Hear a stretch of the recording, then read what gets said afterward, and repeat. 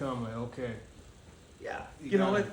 We want Treylon to play, right? We want him to go out there and make plays, and I think at some point, right, if you keep getting targets and things don't go your way, sometimes it's been a little bit bad luck, and some of the targets, maybe he gets, doubled, or we wanted the ball to go somewhere else, so the protection put it where he got it. So it's a balancing for everything. We have faith in Treylon, we have faith in Nick, and we both think those guys are really valuable pieces of our offense. I think it was great to get him going, right? It was great to see him in space and kind of, he made the great play on the contested catch, which is what he's done, for the touchdown when we threw him the fade ball. Like, that's what he's done his whole career. So to see him, kind of get to do what he does best was great enough for us to hit him. And, you guys have been at practice and seen us missing some of those kind of deep shots down the field, and to throw it to a guy who goes and makes the play, it was awesome. So part of it was that, and part of it was the flow of the game where we ended up being able to get some play action shots and some things like that with him in. And so it was a little bit of flow of the game where we were able to get those plays called, and then the coverage was right for him to get it. So probably a mix of everything, but it was great to get him going, and hope to keep building on it. Stealing in a nice way. We're all thieves. We, you see one thing on tape and you're like, oh, that's cool. And then, oh, they motion this guy and you're like, oh, we want to steal that too. So we're all thieves, and especially that, McVay, Shanahan, Tree, they're so creative formationally and motion-wise. It kind of set things up that probably more has been stolen from those guys than anybody else in the league in the last probably 4 or 5 years.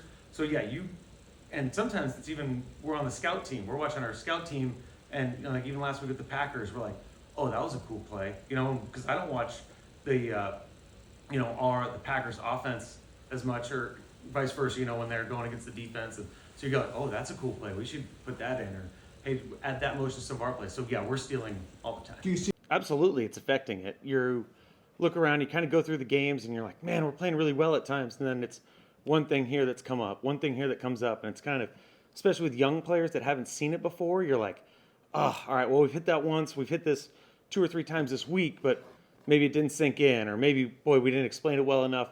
So I think especially as a coaching staff and as players, we're all kind of learning together, I would say, which has been good. And, I mean, good and bad, right? You wish you'd be learning more after wins and successful plays, and, hey, if they do this the next time, be ready for this. But we're kind of all in that realm together, it feels like.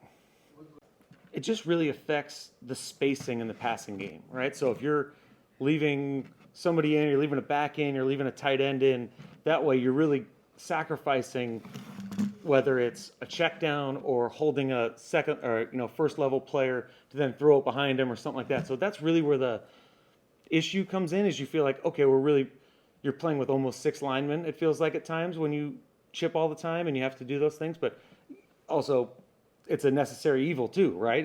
You could say, oh, we want to get everybody out, and then you're sacked. So there's a balance, I think, for us. We don't want to chip and help every play, but we want to chip and help enough and give those guys a chance. And especially when you drop back, we got behind in that game, so it really became a drop back game for us, and that just kind of exposes your issues more.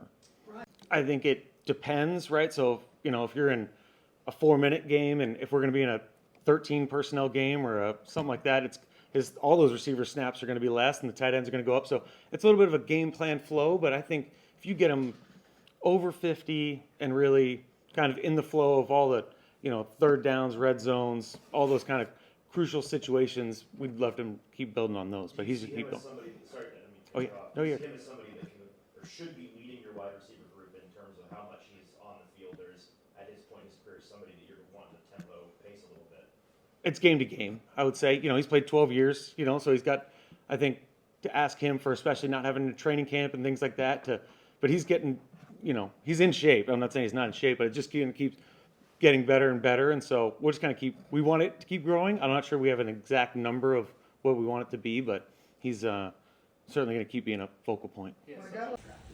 Yeah, part of the reason the run game kind of went away was 2 reasons. One, they were doing all kinds of stunts and fronts and kind of on first and second down, really on first down. So that kind of got us out of it. And then being behind, 16 the whole time kind of became a throw game, and we felt like they were giving us the throws. So, obviously one thing would be to call it more, right? Which we want to be more balanced. That's always our goal.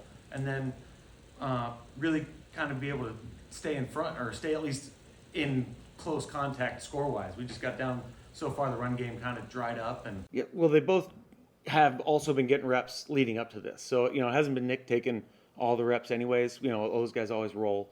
But really the big day is tomorrow. We'll be in full pads. Kind of everybody's, can block in with no pads on and kind of, I would have had them and those kind of things, see the hand placement things. But it's hard to evaluate that. So tomorrow will be a big day and they'll get a bunch of live-ish situations and the guy that plays the best will kind of take the job. And, Nick, I know he wants some plays back and JD does too. And so they just got to kind of keep growing and it's what we got. The hope is that one or both of those guys take a jump and improve, but if you don't see that as the bye week, maybe a spot where you guys consider mixing things around or looking externally? That's an upper management decision that I can't totally get to. I don't know if I'm allowed to say, what our long-term roster plans are. But yeah, I think everything's always on the table. But we feel really good. We do feel good about those guys, and we think they'll take the jump. So.